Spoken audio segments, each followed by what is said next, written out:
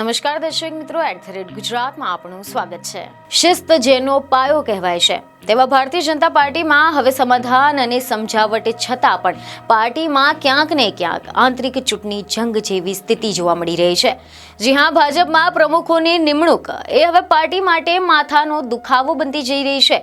સંગઠનમાં હોદ્દો મેળવવા માટે આંતરિક ડખા શરૂ થતા દિલ્હી હાઈકમાન્ડથી મોટી ખબર સામે આવી છે।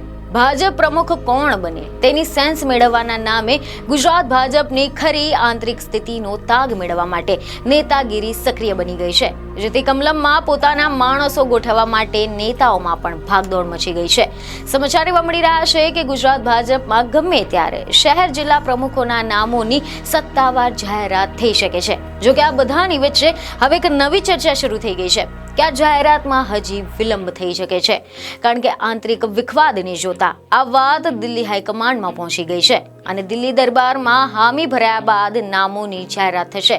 જો કે હાલ તો પ્રમુખ બનવા માટે ઉમેદવારોનો રાફડો ફાટ્યો છે અને આના કારણે નિરીક્ષકોની ટીમ પણ ગૂંચવાઈ ગઈ છે।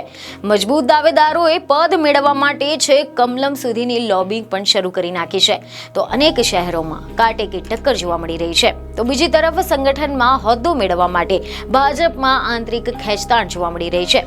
ધારાસભ્યોથી લઈને નેતાઓ સંગઠનમાં પોતાના માણસો ગોઠવવા માટે પોતાની વગ લગાવી રહ્યા છે, જેથી આ સમગ્ર મામલો દિલ્હીના દરબારમાં પહોંચી ગયો છે, જેથી હવે આ જાહેરાતમાં હજી વિલંબ થઈ શકે તેવું કહેવાઈ રહ્યું છે। પરંતુ આની સાથે સમાચાર એવા પણ મળી રહ્યા છે કે ફાઇનલ લિસ્ટ માટે ભાજપ પ્રદેશના નિરીક્ષકો દિલ્હી પહોંચ્યા છે, તેમજ અટવાયેલા મામલાને કારણે તેમનો પ્રવાસ પણ લંબાવાયો છે। દિલ્હીમાં ચર્ચા વિમર્શ કર્યા બાદ જ આ નામોની જાહેરાત કરવામાં આવશે, ત્યારે કમુરતા બાદ પણ નામોની જાહેરાત થઈ શકે તેવો પણ અંદાજ લગાવવામાં આવી રહ્યો છે। બીજને ખબર સાથે ફરી મળીશું। ધન્યવાદ।